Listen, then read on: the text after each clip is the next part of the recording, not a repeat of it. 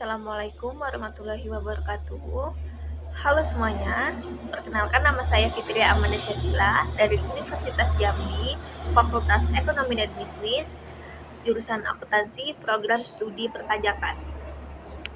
Baik, di sini saya akan menjelaskan tentang pemotongan pajak penghasilan pasal 21 pegawai tetap.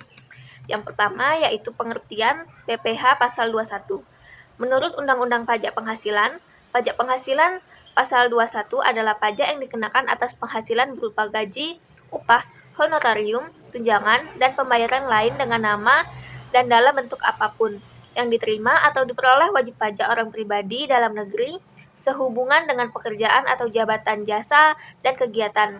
Sederhananya, PPh pasal 21 adalah pajak yang dipotong penghasilan yang diterima oleh seorang individu atau orang pribadi dari pemberi kerja atau pihak lain. Subjek dan objek pajak PPh. Subjek PPh. Yang pertama, pihak yang dikenai PPh pasal 21 untuk pegawai tetap, mereka adalah individu yang menerima atau memperoleh penghasilan secara teratur dari pemberi kerja dalam bentuk gaji atau upah. Yang kedua, pemotongan PPh pasal 21. Pihak yang wajib melakukan pemotongan, penyetoran, dan pelaporan PPh pasal 21, umumnya pemotongan PPh pasal 21 adalah pemberi kerja, seperti perusahaan, instansi pemerintah, dan yayasan. Yang kedua, objek pajak. Penghasilan yang dikenai PPh pasal 21 yang mencakup gaji dan segala jenis tunjangannya, misalnya tunjangan jabatan, tunjangan makanan, dan tunjangan transportasi. Ada juga bonus, tunjangan hari raya atau THR, dan imbalan yang tidak teratur lainnya. Premi asuransi yang dibayarkan oleh pemberi kerja, misalnya jaminan kecelakaan kerja dan jaminan kematian. Ada juga komponen-komponen perhitungan PPh pasal 21 untuk pegawai tetap. Yang pertama, penghasilan bruto atau penghasilan kotor. Yang kedua, pengurangan penghasilan bruto. Yang ketiga, iuran pensiun atau jaminan hari tua, JHT. 4. Penghasilan neto atau penghasilan bersih. Yang kelima, penghasilan tidak kena pajak, PTKP. Yang keenam, implementasi tarif efektif rata-rata Kita lanjut dengan contoh perhitungan PPh pasal 21. Contoh kasus perhitungan. Bapak Budi adalah seorang pegawai tetap di PT Maju Jaya dengan data penghasilan dan status sebagai berikut. Gaji pokoknya 10 juta per bulan. Tunjangan transportasi 500 per bulan. Tunjangan lainnya 200.000 per bulan. Iuran JHT yang dibayar Pak Budi 2% dari gaji pokok. Status kawin dengan 2 anak atau K2. Menghitung penghasilan bruto setahun. Gaji pokok setahun 10 juta dikali 12 yaitu 120 juta.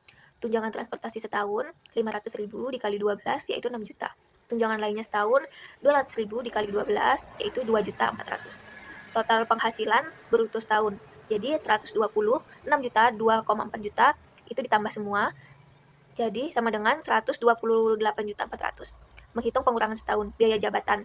Jadi penghasilan bruto setahun kali 5%, dapatnya 6.420.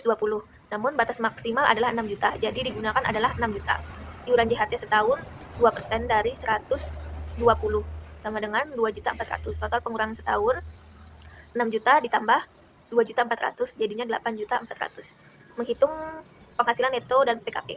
Penghasilan neto setahun yaitu 128.400 dikurang 8.400 sama dengan 120 juta. PTKP K2 54 juta ditambah 45 juta ditambah 45 juta ditambah 45 juta jadinya 67.500. Penghasilan kena pajak PKP 120 juta dikurang 67.500 jadi sama dengan 52.500.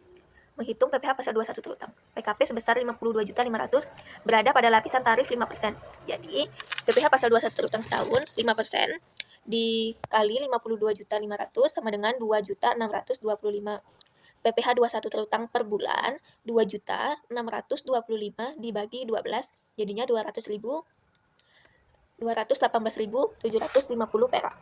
Kesimpulannya yaitu, pemotongan PPh pasal 21 untuk pegawai tetap adalah proses yang kompleks namun esensial dalam administrasi perpajakan.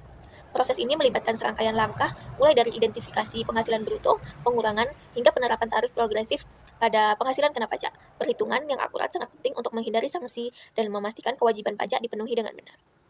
Ucapkan terima kasih. Wassalamualaikum warahmatullahi wabarakatuh.